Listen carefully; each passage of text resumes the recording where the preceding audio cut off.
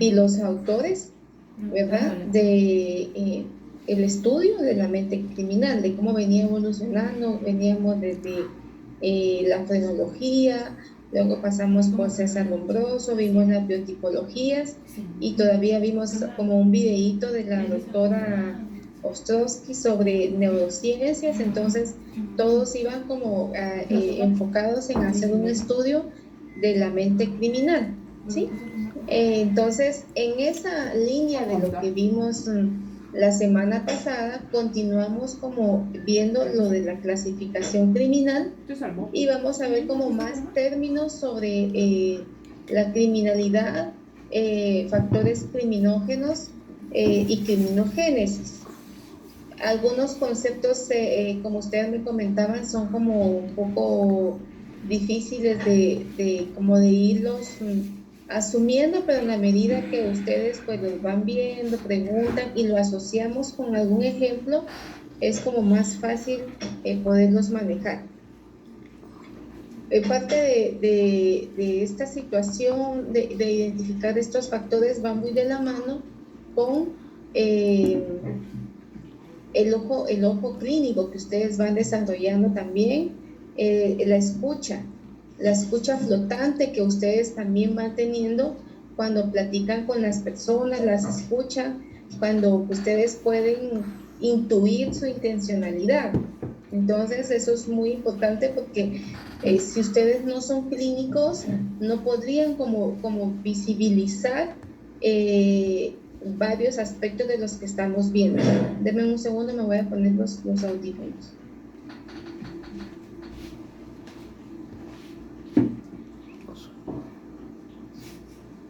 Bueno, no recibís plan. Bien. Y pasan lista.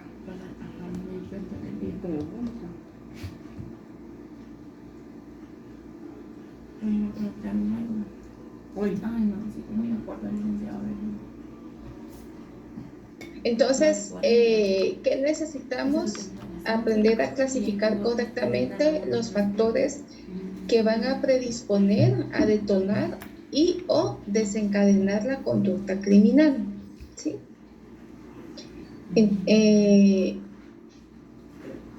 Es como el objetivo principal de estos temas. Y tenemos una pregunta de análisis siempre. Una persona clasificada, o sea, que ya están dentro de un proceso que le ha permitido realizársele un perfil y saber de que puede ser un antisocial, ¿será que esta persona nace o se hace? Entonces nos quedamos con esa interrogante. Podemos tener un criterio personal, pero científicamente consideramos que esta persona nació como criminal o se hizo un crimen. No, nace.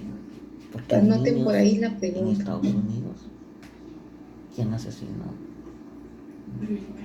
Bueno, les comentaba también de que necesitamos como no olvidar lo que vimos la semana pasada, sino que tener como en un pensamiento paralelo ahí lo que vimos de los precursores sobre la clasificación criminal, porque va de la mano con esto que vamos a ver hoy.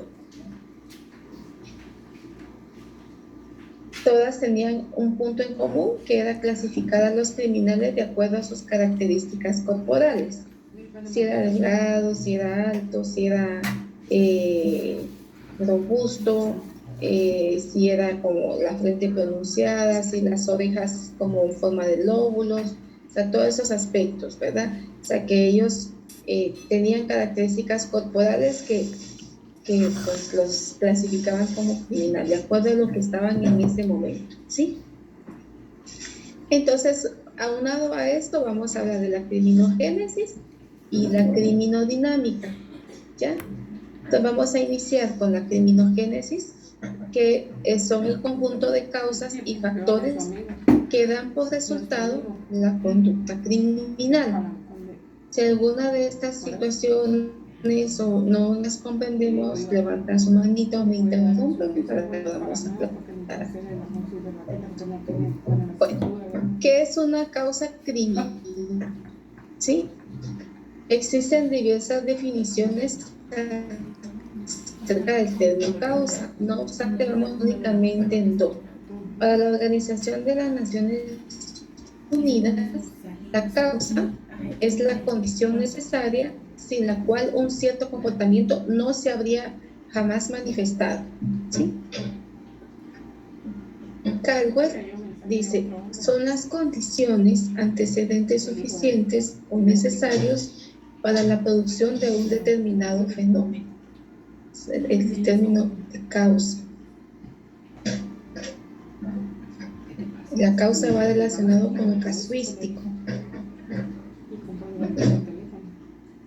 La causa criminógena tiene forzosamente un efecto, el cual es la conducta antisocial. ¿Sí? Tenemos una causa y un efecto. Como todo, ¿verdad? Todo lo que hacemos va a tener una causa y efecto.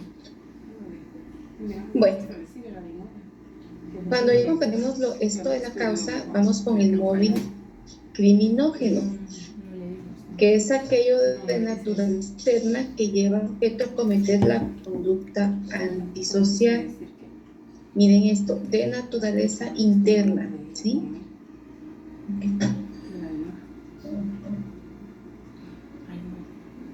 En el siguiente ejemplo, comprenderemos mejor la conjugación de causa criminógena y móvil de delito.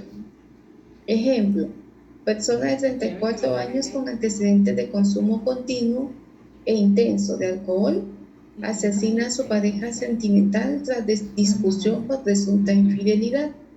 Al practicar la alcoholemia se encontraron altos niveles de etanol. La causa, el estado de ebriedad, y el móvil del homicidio, los celos. ¿Qué opinan de este ejemplo? Los escucho.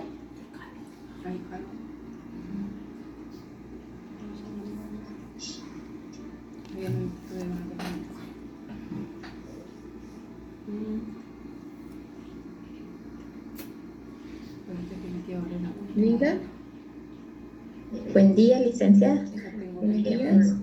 Creo que por lo que dice aquí, donde dice que se encontraron altos niveles de etanol, yo me acuerdo pues que cuando estuvimos viendo los neurotransmisores, me imagino que afectó ese nivel de alto de etanol en un neurotransmisor, y debido a eso, pues como dice la causa fue el estado de ebriedad, pero afectó a nivel de neuronas, ¿verdad? Después de que lo pongo. Sí, en efecto, pues es una persona que consume una cantidad alta de alcohol, pues no va a estar en uso de sus facultades mentales. Y me recuerdo que le hice una evaluación psicológica ya hace años, hace unos 6, 7 años, a una señora que estaba siendo sindicada de parricidio.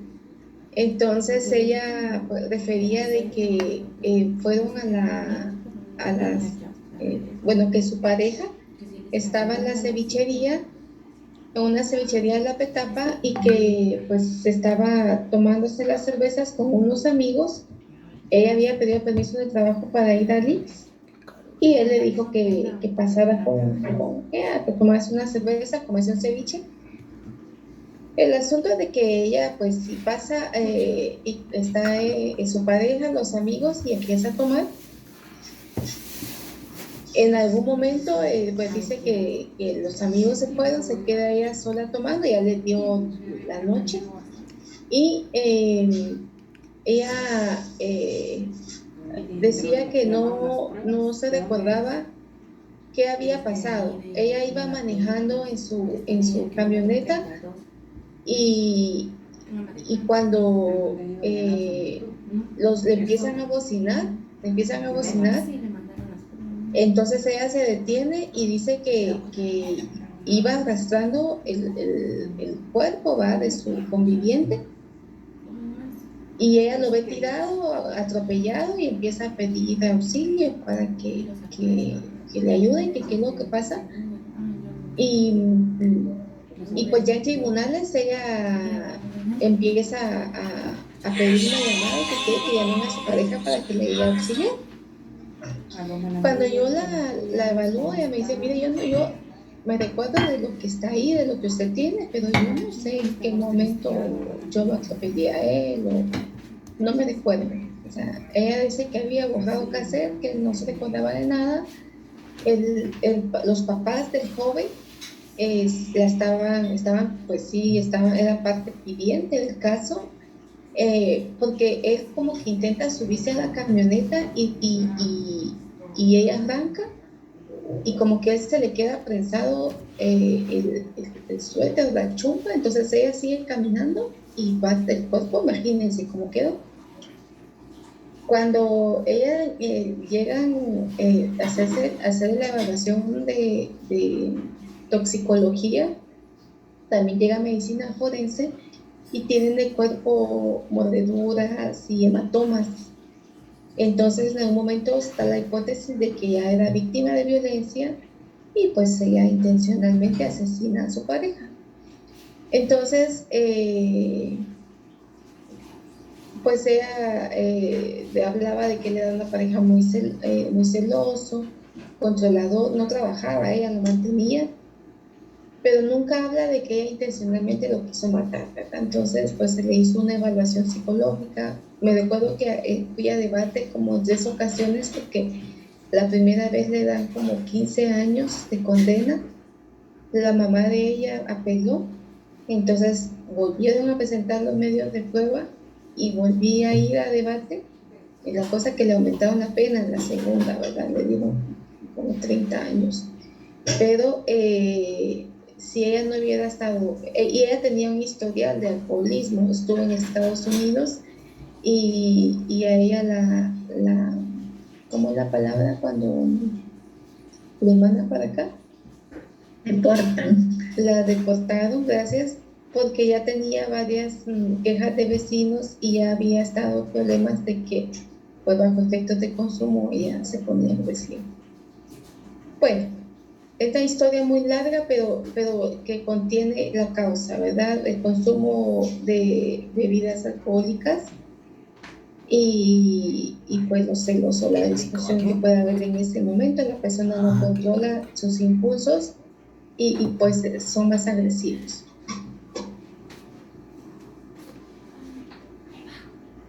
Bueno, ¿qué es un factor criminógeno? ¿Quién me ayuda con la lectura? Dice estímulo endógeno, exógeno o mixto que concurre a la formación del fenómeno criminal. La palabra endógeno, de acuerdo al diccionario de la Real Academia, significa que se origina o nace en el interior, son de orden biológico y psicológico. Y la palabra exógeno, de acuerdo al diccionario de la Real Academia, significa de origen externo, son de orden medioambiental. Muchas gracias, Rebeca. Entonces, sí, cuando hablamos de endógeno, va a ser un trastorno de personalidad, un trastorno orgánico, algo que tiene de tinte interno, ¿verdad? Y que no está siendo, pues, posiblemente tratado debidamente. Exógeno, cualquier estímulo que el medio ambiente, que la familia o la sociedad o lo que nos está rodeando, pues lo va a estimular. Entonces, ¿qué factor puede predisponer un móvil, un delito? Puede ser el endógeno, solamente el exógeno, o puede ser mixto, ¿sí? Puede ser que tanto la parte interna, o sea, una persona que va manejando puede ir enojada porque el tráfico, porque cualquiera se mete y no pide vía, porque somos irrespetuosos en Guatemala para manejar, y maltrata y todo, ¿verdad? Va a su casa alegando, y más si lleva prisa. Pero viene otra persona que va en la misma situación en paro, saca el arma y le dispara al que se mete sin pedir permiso. O sea, todos pueden como entrar en una situación estresante, pero no todos van a sacar un arma y van a dispararle a la persona que ni siquiera conocen solo porque se metió en el carril sin pedir vía. o porque también el otro lo maltrató, o se da una situación ahí, que cualquiera viene y sigue manejando y lo ignora y ya pasó. Pero una persona que tiene factores endógenos predisponentes para la conducta criminal, pues va a sacar un arma y lo va a disparar.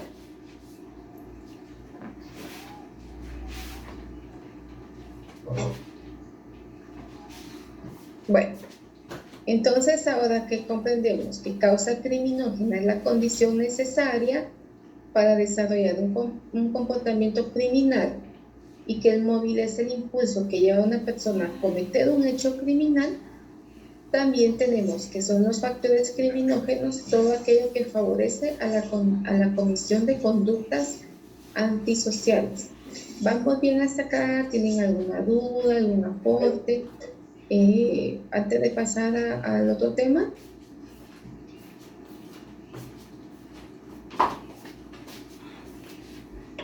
Vale. Licenciada. Una pregunta, los factores criminógenos van muy asociados a la causa criminógena, me imagino. Sí, van asociados a la causa criminógena independientemente si va a ser endógena o exógena, ¿verdad? Correcto. Ok. ¿Vamos bien? ¿Alguien que tenga otra duda? Hoy se está integrando, hoy tendría que integrarse al grupo una alumna que estaba en la sección C. Sí, licenciada, buen día. Blanca Aide, ¿verdad? Sí, así es. Bienvenida. Muchas gracias. Siéntase en confianza. Muchas gracias. Bueno, vamos con factores criminórepelentes, ¿sí? Los factores criminórepelentes son todos aquellos que van a inhibir, van a frenar o van a impedir a una persona cometer una conducta antisocial.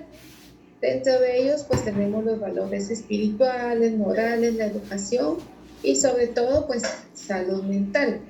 En la escuela de Chicago, ¿verdad?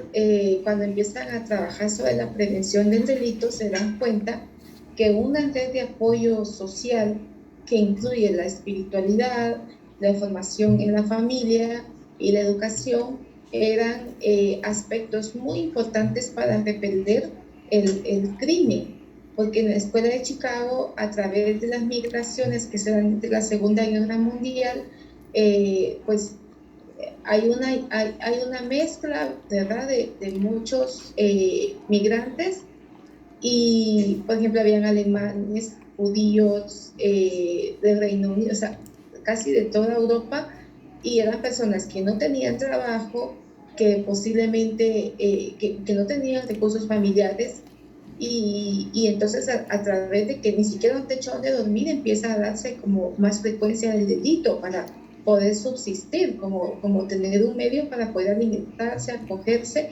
Entonces, cuando empiezan a crear como grupos comunitarios de apoyo para estas personas, empieza a disminuir el delito en ese momento. Entonces, la escuela de Chicago se las menciono porque es un antecedente muy valioso dentro de la criminología. La criminología no es solamente estudiar al criminal o la conducta criminal. La criminología también es un aporte importante a la predicción. Los criminólogos también tienen una labor muy importante para poder prevenir el delito. En el Ministerio de Gobernación, de hecho, creo que todavía hay como un área que se llama prevención terciaria. ¿Se recuerdan ustedes en algún tiempo se daba mucho que entre institutos de la zona 1, que la Queche, que el Central, y todos ellos se peleaban, e incluso hubieron jóvenes que murieron, y pues empieza un patrullaje en los institutos, en las escuelas, empiezan a contratar psicólogos para tener adentro de los institutos, y empieza a darse como también escuela para padres.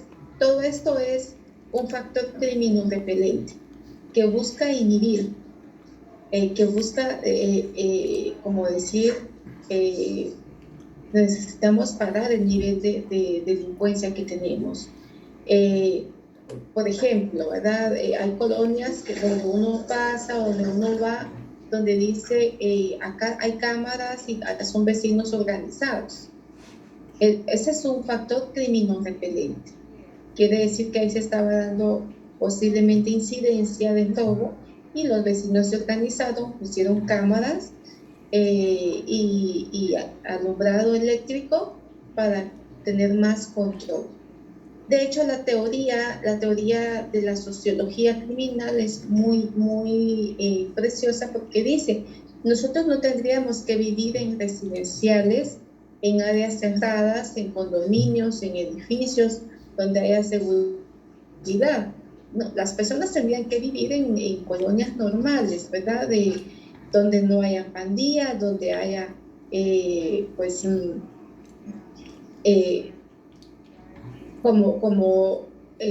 lugares sin crimen, donde puedan dejar su carro afuera sin que se los vayan a asaltar o que se los vayan a robar, ¿verdad? A sacarle las cosas, donde de repente no echan la llave en la puerta, porque pues ahí todos viven de una manera tranquila, armoniosa. Eso dice la sociología criminológica. No obstante, pues no es así, porque la incidencia del delito no es que ahora en el 2000 en adelante hay más delitos que antes, no. Lo que pasa es que ahora se publican, ahora hay más, como más información, pero siempre el ser humano ha tenido un comportamiento desviado que ha promovido este tipo de conductas. Bueno, entonces, dentro de estos factores criminal-repelentes, ¿sí? Solo los valores espirituales no funcionan, solo los morales tampoco. Lo que debe de existir una intervención inter o multidisciplinaria dentro de una comunidad para repeler el crimen. Lick, solo aportando. Sí, Aide. Eso que usted dijo anteriormente, que solo uno pues no funcionaba, me recuerdo de un caso que de Estados Unidos, donde un señor vivía solo y apedreó a una persona que era homosexual, y cada vez que lo golpeaba le decía que era en el nombre de Dios. Entonces sí, creo que cuando llevaron el caso y todo, supongo que también le hicieron estudios psicológicos, psiquiátricos y todo eso. Y pues sí, él había sido violado por su papá o por su padrastro, no recuerdo bien, y pues no había tenido valores familiares, ni siquiera una familia, ¿verdad? Entonces era muy religioso, mas sin embargo no tenía el valor de una familia. Sí, y también el comportamiento homofóbico, ¿verdad? Que de alguna manera apedreaba o agredía al que le había agredido de niño, ¿verdad? Eso ya es un factor endógeno, ¿verdad? Psicológico, porque desde el psicoanálisis es a quien está agrediendo, es a la persona que lo agredió. Bueno, vamos acá continuando con la criminodinámica, la cual es el proceso de desarrollo de una conducta delictiva, y tenemos factores repelentes versus factores criminógenos, ¿sí? Una forma de explicar los factores criminógenos es dividirlos de acuerdo a su función: los predisponentes, los preparantes y los desencadenantes. Esta clasificación, que se ha hecho clásica, tuvo su origen en la Escuela de Criminología Clínica en Italia, que va asociado con la Escuela Positiva también.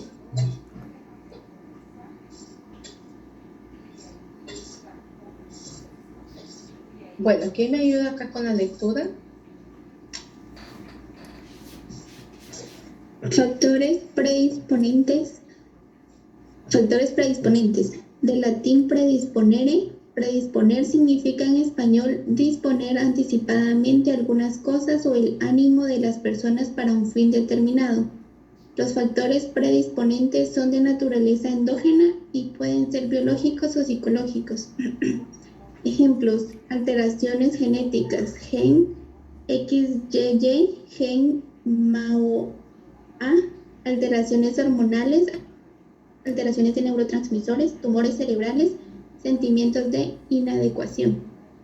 Gracias, Olimpia. Entonces, sí, los factores predisponentes, pues ustedes como psicólogos los comprenden bastante claro, que es todo lo que va a predisponer, lo que va a provocar o a estimular internamente una situación. Por ejemplo, la vez pasada mencionábamos que la serotonina, cuando no está adecuadamente, la serotonina, podemos tener mucha serotonina, pero podemos carecer de receptores de serotonina. Entonces, cuando no hay receptores adecuados a la serotonina, entonces hay como un desorden serotoninérgico y esto hace que las personas sean más agresivas, ¿sí? ¿Y vos qué me miras? Con otras palabras, ¿verdad? Son muy provocadoras son incluso algún momento puede ser esto, precisamente víctimas provocadoras, porque lo que hacen es como promover o estimular que otras personas las agredan. Entonces, y quien queda como mala persona es el otro, pero en realidad esta persona pues está provocando eso. Por ejemplo, el síndrome premenstrual. El síndrome premenstrual, aunque se ha vuelto como motivo de chiste, que se hacen memes, que estás en tus días, en efecto, el síndrome premenstrual, hay todo un proceso hormonal que se está preparando para la menstruación y hay una alteración del estado de ánimo, porque la serotonina, la dopamina y la oxitocina están disparando una serie de sustancias que provocan que las mujeres pues se sientan de bajón, que se sientan inadecuadas, que sienten que todo les sale mal, o dependiendo de su personalidad así van a reaccionar. Entonces, en algunos incluso, cuando una mujer comete un delito y se comprueba que estaba dentro del síndrome premenstrual, eso es un atenuante de la pena. Es un atenuante porque está comprobado de que pues hay factores internos que estaban promoviendo. Ay, no grabamos la clase, es cierto, listo. Recuérdenme que la grabemos. Entonces, y si empiezo desde aquí, ya no se va a comprender. Empezamos desde acá, ¿les parece? Sí, más vale tarde que nunca. Ok. Recording in progress. Entonces, como ya pasamos por estos cursos precisamente que explican algunas situaciones internas, como psicólogo lo comprendemos mucho mejor. Cuando ellos hay que explicarles un poco más. Estuve en unos privados de unos ya licenciados de criminología el miércoles, y de las preguntas estaba precisamente esto, y algunos pues no les fue muy bien porque pues ellos lo ven más como más externo. Entonces, todo el tema que va a ser biológico, psiquiátrico, es de ponerle mucha atención, ¿verdad? Porque sí va a provocar algunos comportamientos. Bueno, ¿quién me ayuda con la lectura? Factores preparantes. Son de naturaleza exógena todos aquellos elementos ambientales que tienen la capacidad de influenciar la conducta de un sujeto hasta el punto de aniquilar a los factores crimen repelentes. Ejemplos: el consumo de sustancias adictivas, alcohol, drogas, entre otros. Involucramiento en pandillas, desintegración familiar, experiencias victimizantes, abuso sexual, maltrato infantil, entre otros. Pobreza y falta de deseos de superación. Gracias, muy amable. Los factores preparantes pueden tener una influencia como muy potencializadora del delito. ¿Por qué? El adolescente, por ejemplo, todavía no tiene un criterio propio. De hecho, pues hay muchas personas adultas que no tienen un criterio definido. Entonces, a pesar de que de pequeños los llevaban a la iglesia y que pues tienen sus sacramentos, o que en la iglesia evangélica pues iban todos los domingos, estaban en el grupo de jóvenes, que pues en la escuela les enseñaron valores, cuando están dentro de un medio donde hay pandillas, donde hay fácil acceso a las drogas, entonces donde hay pobreza, ¿verdad? La pobreza en sí, solo la pobreza no es un motivo para cometer un delito, pero cuando ya unimos estos factores, entonces la posibilidad de cometer un delito es alta. ¿Por qué?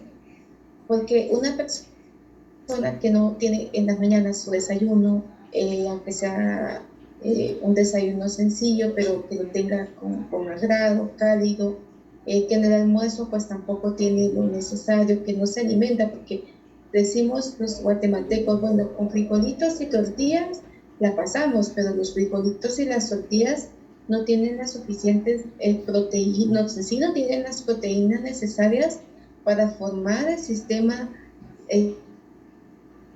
nervioso, generar suficiente serotonina, dopamina, factores SIMAO. Entonces sí se necesita comer proteína, ¿verdad? Pollo, carne, también carbohidratos, verduras. Entonces, en un contexto de pobreza no hay una alimentación adecuada, y si no hay una alimentación adecuada, no hay una formación interna propia para poder responder al medio. La desintegración familiar y las monoparentales no precisamente son familias disfuncionales. Eso explicamos anoche precisamente.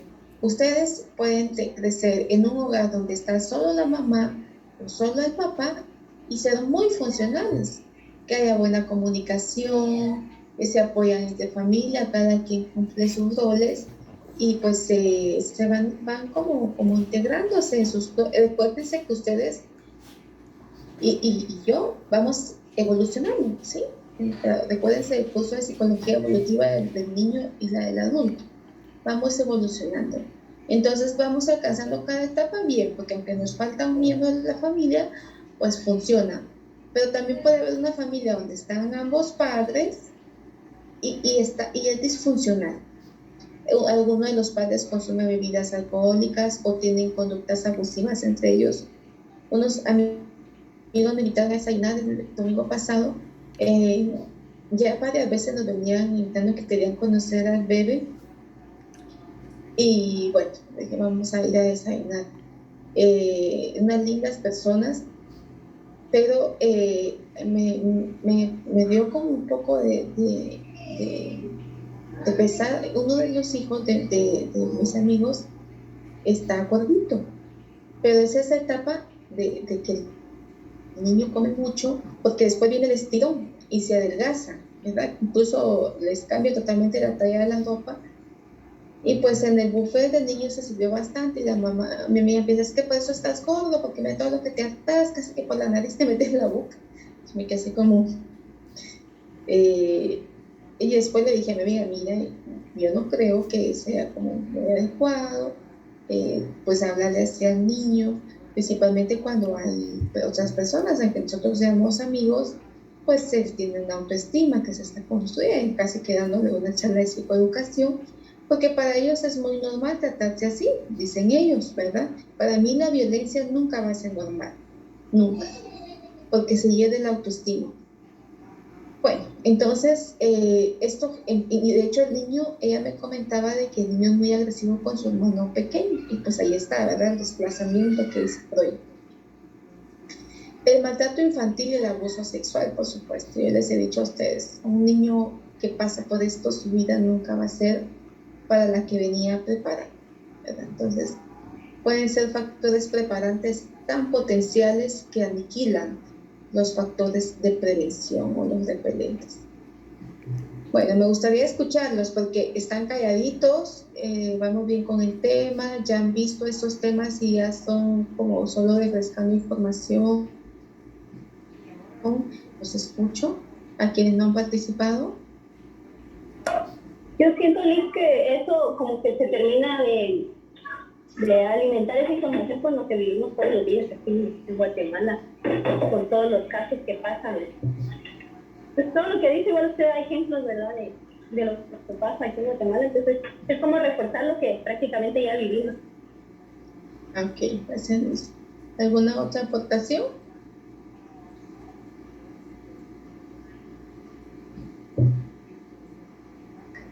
Licenciada, perdón, pero en el caso, como usted explicó hace un momento, ¿verdad?, que en el caso de los hogares monoparentales donde no está el papá o la mamá, ¿verdad?, cualquiera de los dos, pueden ser funcionales, ¿verdad? Usted nos dice y evolucionamos, ¿verdad? Yo entiendo esa parte, pero, o sea, sí, siempre va a existir un daño psicológico, el que no esté esa figura.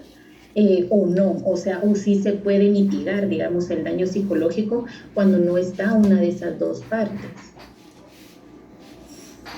Ok, vamos a separar algunos términos, Linda. Daño psicológico es un término jurídico, no es un término psicológico, ¿sí? Daño psicológico, según Echeverría, es una huella psíquica que se instala en una persona después de un evento traumático o lo suficientemente violento para cambiar la naturaleza de la persona. Eso es daño psicológico. Ahora bien, la afectación emocional que puede causar una desintegración familiar puede trabajarse en psicoterapia, va a depender mucho de cómo se dio la separación. Yo he entrevistado hijos que dicen, mire, yo ya ni quiero venir a estas evaluaciones, yo lo que quiero es que mi papá o que mamá comprendan. Yo me voy con mi papá los fines de semana, nos la pasamos bien, vamos al cine, compramos, hacemos las tareas con él, el domingo en la tarde regresamos con mamá y pasamos la semana con ella, hacemos nuestras cosas, o sea, ya estamos bien así, no queremos cambio, no queremos que juez haga algo diferente, o sea, los hijos son resilientes y después de la convivencia que han tenido anterior, que ha sido desagradable, prefieren estar en una familia monoparental. Pero si uno de los padres vive frustrado porque el matrimonio era para siempre, porque no es lo que yo quería para mis hijos, porque qué triste la vida, todo eso se lo va transmitiendo a sus hijos. Entonces es una familia que no funciona. Es una familia disfuncional porque no hay una conducta resiliente. Recuérdense que la resiliencia no es que le dejen de doler las cosas. Es que la resiliencia es que ya pasó y está bien. No. Hemos de alguna manera tergiversado el concepto. La resiliencia es, a mí me duele la separación. Fueron tantos años de matrimonio. Me duele que antes comíamos todos juntos y ahora pues solo mis hijos y yo. ¿Verdad? Pero, ¿qué puedo hacer ante la decisión de la persona que se fue? En ningún momento yo soy dueña del comportamiento de ustedes. En el matrimonio mucho menos. Quienes están casados, en ningún momento crean que porque están casados pueden decidir. Y si la esposa se enamoró de otro tipo y decide irse con él, pues, o sea, ¿qué podemos hacer? Tenemos que enseñarle a nuestros hijos, bueno, esto es lo que tenemos y vamos a tratar de trabajarlo, de hacerlo bien, pero va a depender mucho de cómo lo afronten los adultos. Sí, un factor importante es, una mamá nunca va a ser mamá y papá para sus hijos, y un papá nunca va a ser mamá para sus hijos. Tendemos a decir, es que yo he sido padre y madre para mis hijos. Sí, comprendo el espíritu de la frase, pero la seguridad y la protección que brinda un padre funcional no se sustituye. Pero si es un padre abusivo, alcohólico, que llega a la casa pero está ausente emocionalmente, no está brindando nada. Lo que está dando es un mal ejemplo. lo que está haciendo es enseñándole a su hijo que sea así, un adulto ausente emocionalmente. Una madre abusiva, maltratadora, que hostiga a sus hijos con que haz la limpieza, arregla tu cuarto, hazlo ahorita, porque yo quiero que lo hagas ahorita, que tienes que hacer esto de a mi manera, no a tu manera. O sea, lo que está haciendo es enseñándole a sus hijas a comportarse así. Entonces, la funcionalidad de las familias monoparentales va a depender de cómo los padres lo afronten. Las consecuencias emocionales de la desintegración familiar sí se aprecian, se visibilizan en la adolescencia, pero pueden ser trabajables desde la actitud de los padres y desde la terapia psicológica. Y no necesariamente muchos necesitan terapia psicológica.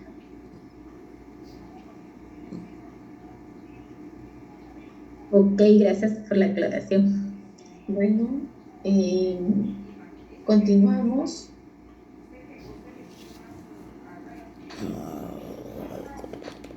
Bueno, vamos con los factores desencadenantes. ¿Quién me ayuda con la lectura? Yo.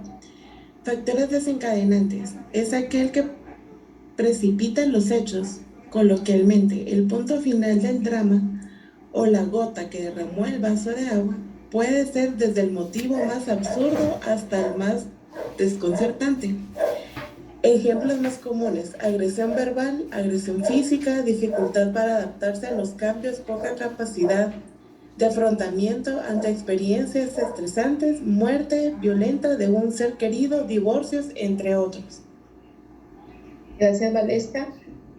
Sí, pues más claro que es como está ahí, ¿verdad? Es la gota que derramó el vaso. Una persona puede estar expuesta a una situación hostil por un tiempo y va a ver lo más pequeño es lo que va a desencadenar un móvil, ¿verdad? Ya yo les comentaba la vez pasada, muchas de las mujeres que se entrevistan en Santa Teresa que están en proceso de ser sentenciadas sí dicen eso, ¿verdad? Mire, me pegó toda la vida, ¿verdad? Y me cansé y un día que sentí, pues ya le había metido el cuchillo y ni cuenta me di. O sea, cuando yo vi ya estaba hecho. Entonces, sí, a veces es lo más absurdo que uno puede decir, pero ¿por qué pasó esto si no había suficientes motivos, ¿verdad? Sí, no le había levantado la mano en libertad. Sí, le dije, es que iba a aportar algo de una vez de un caso que al escuchar ahorita los factores desencadenantes me recordé.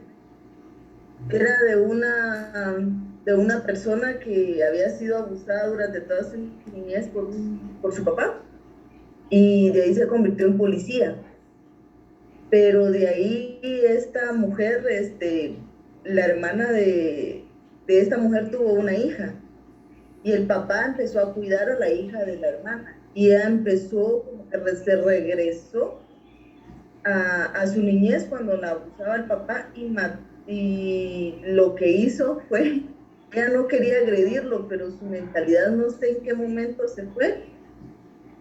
Y ella lo que hizo fue que le puso un calcetín en la boca al papá y le quitó con un cuchillo su miembro y lo cosió y lo tiró al río para que no le hiciera nada a su sobrina. Pero como le metió muy profundo el calcetín, terminó ahogándose y él murió asfixiado más que por el rasguño del miembro. Pero lo que me sorprende fue que en ese caso a ella no le dieron ningún tipo de pena y le exoneraron porque contó su historia. Y en ese caso me llama mucho la atención porque ella no era mala, ella era policía y al momento de ver lo que podía haberle pasado a su sobrina fue que desencadenó todo y terminó haciéndole al papá lo que hizo. Sí, sí, bien trágica la historia. Así son las historias que escuchamos de estas personas. Y realmente, sí, acá teníamos un factor de abuso sexual, ¿verdad? Que iba a provocar en algún momento, pues, las cosas que no se trabajan en psicoterapia generan un acting out. Recuérdense que el acting out es ese momento explosivo de comportamiento. Eso fue un atenuante para ella, su suerte, pero la otra persona, posiblemente la parte pidiente no fue tan fuerte como para decir, mire, pero esa era un asesinato y con agravación de la pena, ¿verdad? Pero sí, y si nos vamos con cosas más pequeñas o menos trágicas, en casa cuando tenemos un difícil día en el trabajo, que en mi caso cantidad de debates, me tocó evaluar unas historias terribles, la presión de mis jefes, y vengo a la casa y que a uno de mis hijos le mandan nota del colegio porque no entregó la tarea, y así como que tengo que contar hasta 10 para no saludarle a la mamá porque yo soy la mamá. Entonces sí, el cúmulo de una serie de situaciones pueden provocar o desencadenar el estrés que se viene manejando. Bueno, vamos entonces ya con la casuística, ¿sí? Unas causas.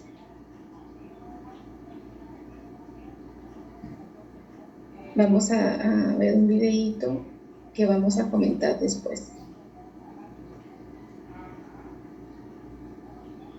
Vamos a compartir sonido. Siempre les agradezco que me escriban si se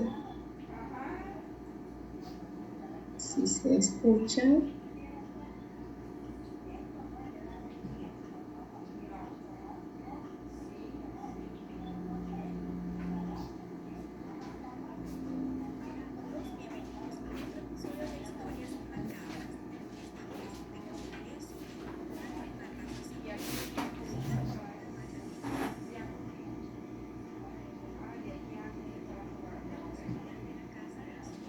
Se escucha con poco volumen.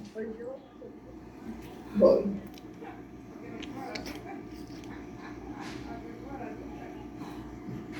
Y series de televisión.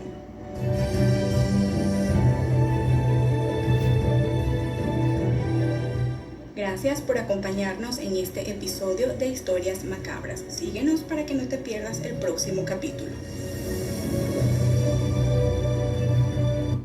Ahí está. Okay. Bueno, ¿qué factores criminógenos identificaron en la historia de Juana Sampieri? ¿Los leo o los escucho?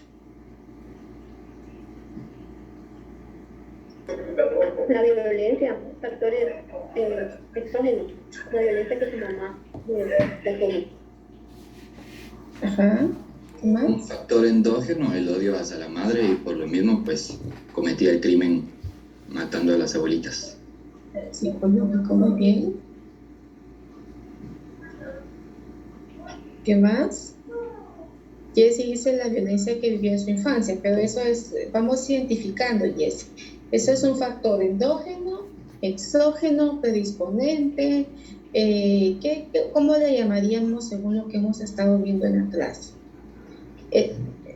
Un exógeno podría ser también al abuso sexual que nos sometió la mamá a cambio de cerveza. De la cerveza, muy bien, Luisa, bienvenida, qué alegre escucharla.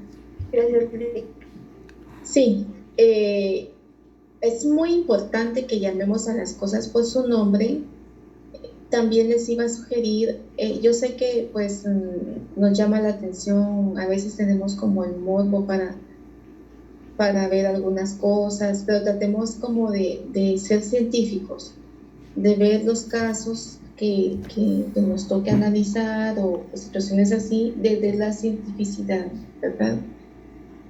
No somos como la población común en el sentido de que no tienen la orientación o los documentos, los libros al alcance para documentarse. Entonces es necesario que vayamos, si nos gusta ver este tipo de casos, de historias que sean con fines académicos, y que sea para aplicar la ciencia, ¿verdad? Zully dice factores, tanto endógenos como exógenos. Muy bien. Brandon levantó la mano y se arrepintió, ¿no? No. ¿No? ¿Qué levantó la mano? Jennifer. Yo veo como factores preparantes. Muy bien. Factores preparantes. ¿Alguien más que desee participar? Licenciada, yo tengo una pregunta. Sí, o no sé si preguntar. Esto también depende mucho como del carácter o de la forma de ser de la persona, porque yo conozco muy de cerca a una persona que vivió mucho abuso físico, psicológico y sexual de pequeña, y esta persona nunca ha llevado terapia, nada de eso, pero ahora esta persona es muy buena, ella es bastante buena, la verdad. Sí tiene como momentos de tal vez no de enojo, sino de manipulación, o le gusta hacer que las personas hagan lo que ella dice. Pero, por ejemplo, esta persona sufrió mucho abuso de parte de es adoptada, aparte de es adoptada, y sufrió mucho abuso sexual del señor que la adoptó. Pero ella no lo ha abandonado, ¿verdad? Siempre anda cuidándolo ahorita que ya está viejito y todo eso. Tiene mucho que ver esa fuerza no sé, de carácter o mentalidad que tenga la persona, ¿verdad? En ese caso, Luisa, yo sí creo que a ella lo único que le falta es un factor, ¿qué? ¿Cómo se llama ese factor que le hace falta a ella para manifestar eso que le pasó en ella? A ver. Y es desencadenante, ¿no? Un factor desencadenante, que puede ser lo más pequeño, lo más sutil, lo que menos usted pueda pensar. Sí, pero fíjate que incluso ella, ya al momento de casarse con alguien, con la persona con quien estuvo casada, le pegaba también, la maltrataba mucho. Pero hasta ahorita que ella lo dejó, ¿verdad? Pero sí, ¿qué tanta resiliencia puede tener una persona para aguantar todo eso y mantenerse? Sí, yo sí considero, de acuerdo a lo que dice la literatura y pues a la experiencia, que va a haber un detonante que puede ocasionar un cuadro depresivo severo o un cuadro de ansiedad que ella llegue a necesitar medicamento, terapia psicológica, porque en algún momento va a caer en la cuenta de que pues fue abusada de niña, luego elige a un agresor como pareja, porque fue lo que ella aprendió a ser agredida. Entonces va a haber un detonante en el cual ella puede caer en una depresión severa, ¿verdad? Y va a necesitar tratamiento. La resiliencia no alcanza para tanto. Ya. Sí, ¿verdad? O sea, y si empezara a tomar terapia desde ahorita, eso sería. Si ella empezara a tomar, para empezar tiene que pensar que necesita terapia. Y si la empieza a tomar, va a tener una fase aguda de muchos síntomas, de mucho dolor, y va a tener que, si inicia terapia, tiene que ser terapia continuada por lo menos una vez por semana, porque cuando ella empiece a destapar la caja de Pandora, va a aterrizar en muchas cosas, va a sentir el dolor que no se ha permitido sentir. Que posiblemente hasta bloqueo y ya lo recuerdan. Sí. Gracias. Bueno, Aide. Sí, respecto al caso que estábamos viendo de la Mataviejitas, esto del un factor que le facilitó también llegar a hacer tanto es de que yo escuché que ella había sido luchadora. Entonces yo pienso que eso ella también se le atribuyó como un factor facilitante, pero en realidad ella, yo pienso que ya lo había pensado porque ella quería ser más fuerte, o sea, ella quería, no sé, algo así. Es como la persona el caso que comentaba Libertad, que se volvió policía. Entonces, volverse policía, volverse luchadora, volverse de algún oficio, profesión, puede ser que sea la búsqueda inconsciente de un sentido de justicia o de venganza. Recuérdense que el inconsciente siempre está ahí atento, ¿verdad? Eso lo vieron en teoría de la personalidad. Había puesto, bueno, no sé si está correcto porque escribió un poco rápido, pero era con referencia a que ella tiene los 3 factores que estábamos viendo. ¿Por qué? Tiene factor a predisponer porque ella pasó una situación bastante difícil, ¿verdad? Que era por el abuso sexual. Incluso no indica qué pasó después, pero me imagino que tiene que desencadenar maltratos, infinidad de cosas, ¿verdad? Y que era posible que ella pudiese haber desarrollado en ese momento un trastorno de estrés postraumático. Entonces, al no ella poder curar esos sentimientos, entonces dijo, nadie me va a defender, si mi mamá no me defendió, nadie me va a defender, entonces me voy a meter a hacer ejercicio para que me vean fuerte, para que no se quieran meter conmigo.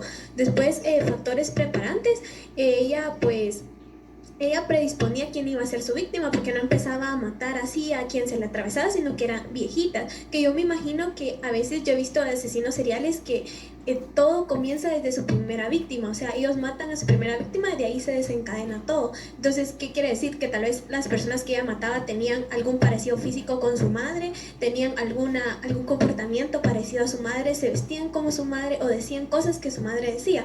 Y por último, el factor desencadenante, que digamos, tal vez ella llegaba con la intención no tanto de matar, sino de hacerle daño, que sufriera, porque eso le daba satisfacción, pero al momento de ella decir algo o tener algo que le recordara a su madre, entonces no lo pensaba 2 veces, las agarraba y las ahorcaba, porque no, el ahorcamiento, si bien sí es una manera de morir fea, no es como que la apuñaló o algo así, sino que su manera era como de dejarla sin aliento, así como ella tal vez en algún momento se había quedado sin aliento de todas las cosas malas que estaba pasando. Sí, tenemos todos los factores identificados en el caso.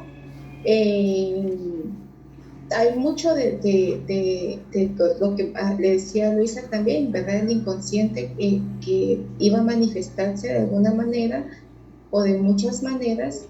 La forma, porque en realidad ella quien quería matar era la madre, pero también tenía un superior que no le permitía matar a la madre, entonces no era quien se las debe, sino que quien se las paga, ¿verdad?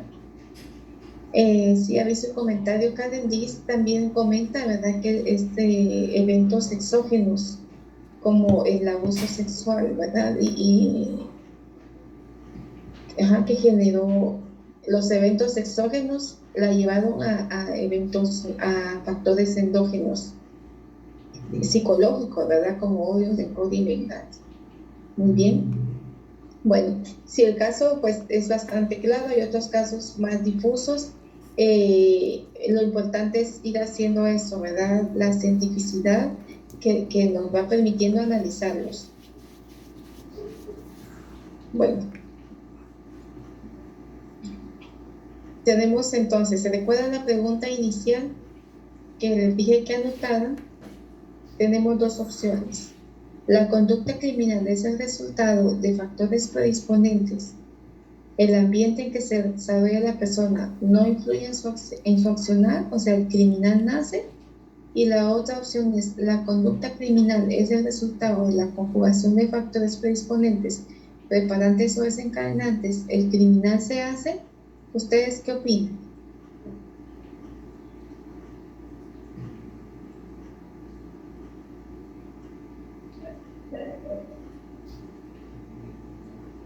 Yo pienso que la conducta criminal es el resultado de los factores, no únicamente los factores, bueno, sí, la verdad, siento que es de los factores predisponentes en el ambiente. Nadie nace siendo malo, lo hacen malos en el camino, pienso yo. Bien, ¿quién más? Pienso que es lo que, perdón, yo pienso que es como que lo que decíamos la semana pasada, creo que fue lo que yo le dije, de que es cierto, tal vez trae cierto gen por ahí, pero siempre hay un desencadenante. como dice Libertad, no es que ya nazca así, sino siempre hay un detonante exógeno que desata ese componente ya interno. Gracias, Liz. A ver, los jóvenes. Yo creo que puede ser ambos, Lick. Ambos. Muy bien, Brando. Yo también pienso que son ambos. Yo también, licenciada, pienso que son ambos. Nace y se hace. Yo también pienso lo mismo, de que si nos tuvo una situación así, que su mamá lo trataba mal y él nunca hizo nada malo, pues, del niño. Incluso, por ejemplo, ella lo maltrató, o sea, por ejemplo, cuando le pegaba, era pegarle con una ley o tirarse, cosas así feas, pues. Y él se fue desde los 7 años y vivió sin ella desde los 7 años y vivía en la calle y todo, y él no es malo, pues, pero sí sacaba por momentos, porque yo me recuerdo de niña, donde como que se estresaba o como que nosotros no le hacíamos caso y era así como que se transformaba en otra persona y luego se calmaba, como sacando eso, pero no tan feo, pues, pero que sea una persona mala o haciendo ese tipo de cosas a otras personas, no lo era mi papá. Pero pienso que sí, ambos, porque de haber sido otra cosa, tal vez no hubiera sido malo o no sé. O sea, ¿cree que ambos? Sí, ambos. Dependiendo del temperamento de la persona, digo yo. El temperamento es, sí, es endógeno. Madeline dice que se hace. Jorge dice, es que se nació con genes de mala, pero no, al final no fue mala, sino justa. Es relativo, ¿verdad? Entre la ciencia ficción y la realidad no hay muchas cosas en común, ¿verdad? No hay finales felices, ni hay delitos justificados. Maribel dice, pienso que nacen ya con eso y con lo que van experimentando, con lo que viven en su entorno, o sea, ambos, ¿verdad? Y puede que haya personas que no nacen con eso y sus experiencias malas, y en lugar de ser criminales entran en depresión, o sea, tienen una reacción diferente. Estefanía dice que ambos.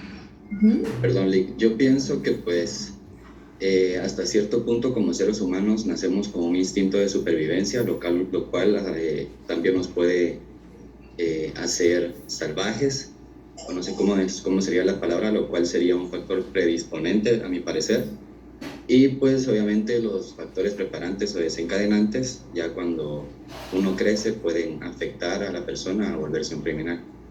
Sí, muy buen aporte, Brandon.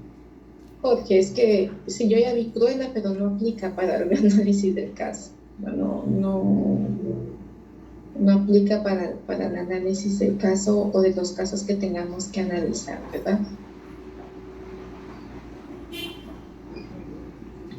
El espíritu del análisis es poder identificar, ¿verdad? Si vamos a las cárceles, vamos a encontrar que van a justificar, yo lo maté, yo la maté, o yo la abusaba porque escuché una vez, mira, es que cuando caminaba, la mamá la ponía en pañal a caminar y a mí me excitaba. O sea, esa no es una, o sea, si empezamos a justificar delitos, nos volvemos aberrantes, ¿verdad? Podemos nacer con una predisposición, pero no precisamente van a volverse por la herencia genética, y otros no la traen y la van a adquirir en el ambiente, pero eso es del lado de querer justificar un delito. Y si van con las víctimas, y si van con las familias de las víctimas, ¿creen ustedes que decirle a una víctima de abuso sexual es que tú seducías a tu agresor, por eso lo hizo? O sea, es una grosería. O ir con la familia de alguien que ha asesinado, mire, es que la asesinaron porque le era infiel al esposo, entonces el esposo se enojó y la asesinó. No. Entonces debemos, por eso yo les digo, ojo con lo que vemos, y porque necesitamos ser científicos, necesitamos tener un criterio objetivo de profesionales en cuanto a los casos que escuchamos Otro tema importante es, no podemos venir y asumir nada. Ustedes son científicos, entonces ustedes no pueden asumir que como en las noticias sale esto, así es. No. Muchas veces evalúo algún caso y tengo mi compañero que no duerme si no ve noticias, dice, pobre, está traumado. Y luego, mira, fíjense que vi, sí salió en las noticias, buscamos la noticia y entre lo que la documentación de la investigación del Ministerio Público y lo que me cuenta la persona y lo que la noticia está contando, hay una diferencia abismal. Entonces, ojo con eso, porque también muchas páginas lo que buscan es tener seguidores, ¿verdad? Y el morbo llama. Entonces, cuidado con eso.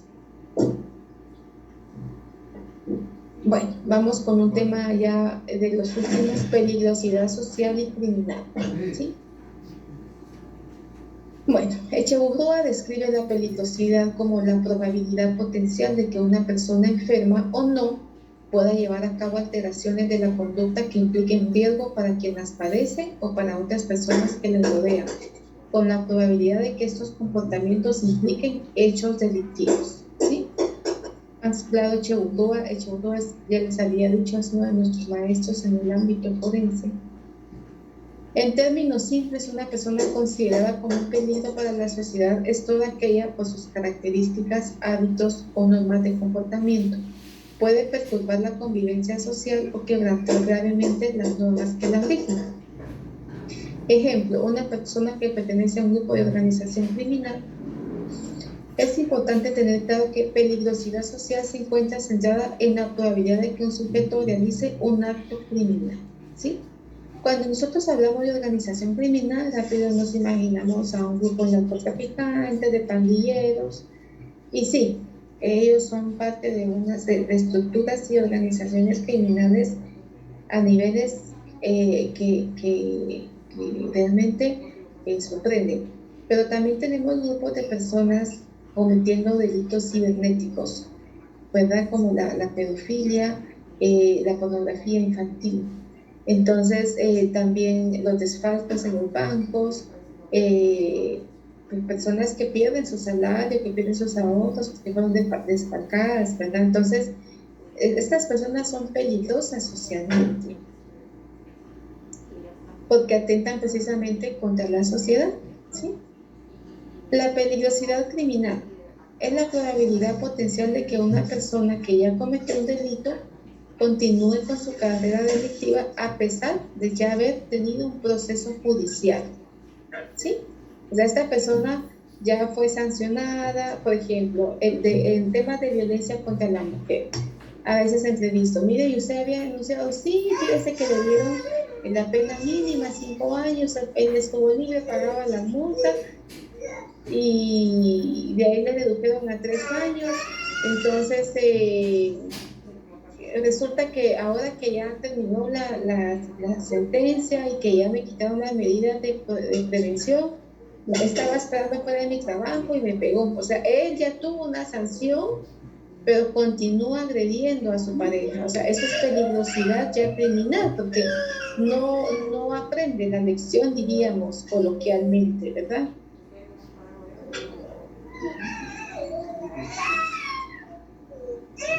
Madeline dice, eso me recordó un caso de una psicóloga donde decía que un violador y una víctima estaban destinados a estar juntos, que era el universo que quería que estuvieran juntos, que hacía que los cuerpos estuvieran.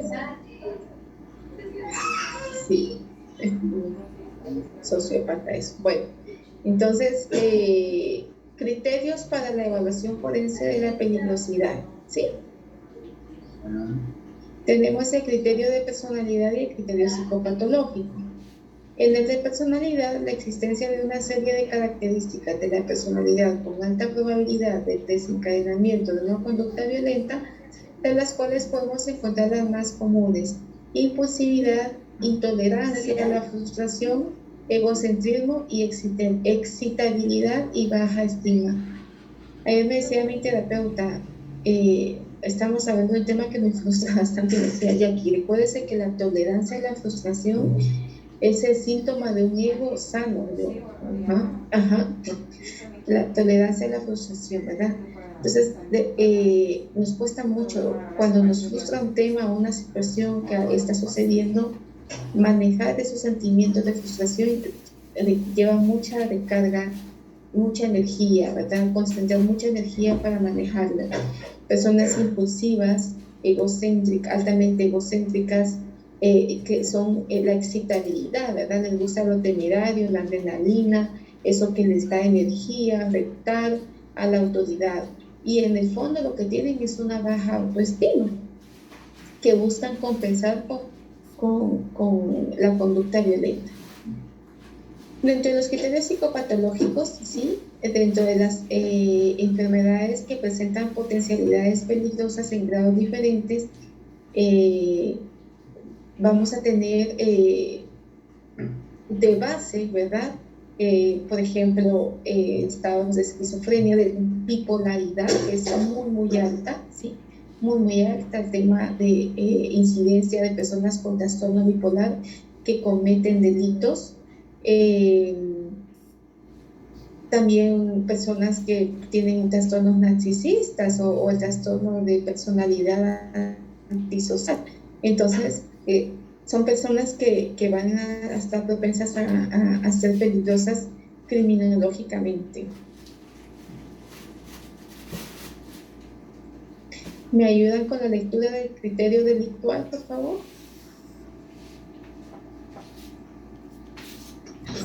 Dependiendo de la gravedad del delito cometido, algunos delitos presentan en su ejecución una especial violencia, como cuando se ha producido un cierto ensañamiento hacia la víctima. Gracias. Sí, es un criterio de peligrosidad criminal, ¿verdad? No es que disparó por error, que se le fue que no cargó bien el arma, o que estaba haciendo algo, o que fue un accidente, un homicidio culposo. No. Hablábamos de un caso hace 8, de ejemplo, cabal de ensañamiento, de las puñaladas hacia la madre, hacia las figuras femeninas, ¿verdad? O sea, eso es una peligrosidad criminal. En cuanto a criterio motivacional, son de motivos claramente intrascendentes y resultan con comportamientos muy violentos. El famoso caso de los tacos mexicanos, así se le conoce en Guatemala. Persona de 28 años mata a un individuo por haberse comido sus tacos mexicanos. Imagínense, no era un motivo trascendente como para hacer eso. Pero puede que de base existiera lo que comentábamos con Luisa, una persona que todo lo que le ha pasado y aparentemente está bien y no. Va a haber un desencadenante. ¿Me ayudan con la lectura de criterios psicosociales, por favor? Criterios psicosociales. Algunos antecedentes sociales, familiares, educativos y comportamentales suelen generar, de alguna manera, conductas más desorganizadas y potencialmente peligrosas. Desintegración familiar, historias y experiencias de maltrato, carrera delictiva, infantil y juvenil, carencia de recursos de afrontamiento. Gracias, Megan. Ahora me apoyan con los criterios de la reincidencia.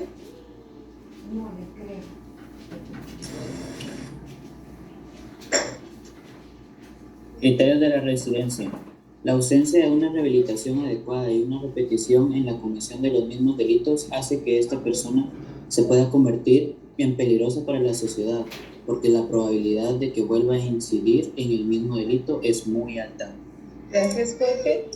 Sí, todos estos criterios van resumiendo los factores de la peligrosidad social y de la peligrosidad criminal. Bueno, vamos finalizando. ¿Tenemos dudas? ¿O todo claro?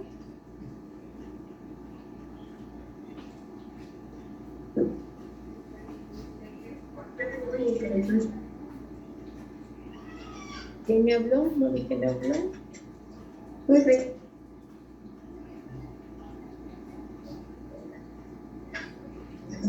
No veo. Es Lisa, pero se ya, escucha a lo lejos. Sí. Como que anda ya por Villanueva, ¿no? Parece que sí.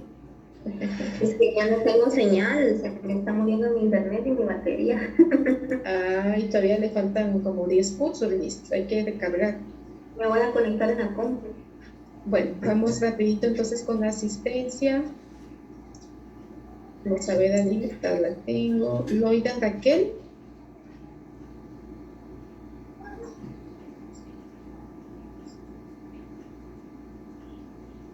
Sí la veo conectada, pero no la escuché hoy, Loida. Licenciada, buenos días, aquí estoy. Ah, ok. Eso le voy a parar la grabación porque estoy en el lugar. Leida, una pregunta. ¿Te manda? ¿Qué nos toca esta semana hacer? ¿Cuáles son las instrucciones? Si sería tan amable explicarnos. Con mucho gusto, con mucho gusto. Recording stopped. No les ha aparecido en su plataforma porque se habilita a las 11, se recuerdan, pero si desean yo lo empiezo a habilitar el viernes siempre. Pero ya tengo la actividad. Vamos a ver acá. Pues sí sería genial. Activarla desde antes, dice usted. Sí, por favor, licenciada.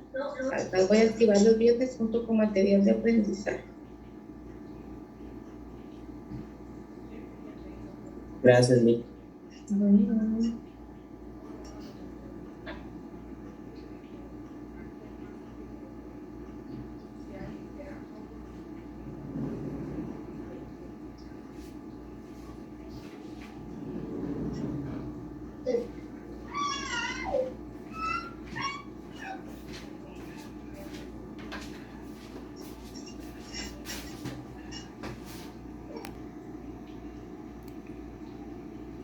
Lee y anota las ideas principales del capítulo 2. Excelente, que aquí lo tengo más bonito. Actividad de la semana 4, vence el 8 de agosto. Es un resumen analítico. Lee, ¿sí? ¿Qué vamos a leer? Vamos a leer el capítulo 2, que se llama La conducta criminal, que es de la página 24 a la 44. También vamos a leer el capítulo 3, que se llama Culpabilidad y Responsabilidad, de la página 45 a la 67, del libro Psicología Forense, Estudio de la mente criminal del autor. Desarrolla tu análisis de manera profesional bajo tu propia autoría, redacta en tercera persona, máximo 3 páginas y mínimo 2. Esa es la tarea de esta semana. Acá en material de aprendizaje